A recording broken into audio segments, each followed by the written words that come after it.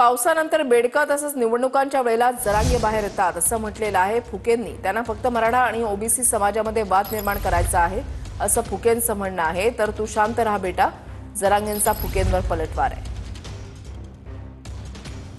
बघा असं आहे की जसं पाऊस पडणं सुरू झालं की मेंढकं जसे बाहेर येतात तसंच निवडणुका आल्या की जरांगे पाटील बाहेर येतात आणि काहीतरी असे बेताल वक्तव्य करून स्वतःला मीडियामध्ये राहण्याचा किंवा स्वतःला कुठेतरी चर्चेमध्ये राहण्याचा ते केविलवाणा प्रयत्न करत असतात।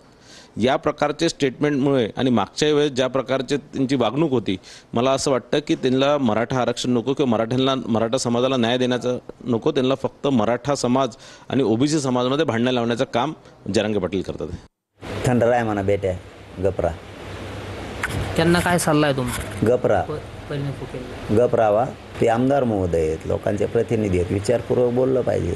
त्यांची रणनीती ती जातीवाद करायची, त्यांची रणनीती नाही का, धनगरचा चालता फसिले ती रणनीती। त्यामुळे भोकणाराला लई किंमत नाही द्यायची इथून पुढं, त्यांची अवकात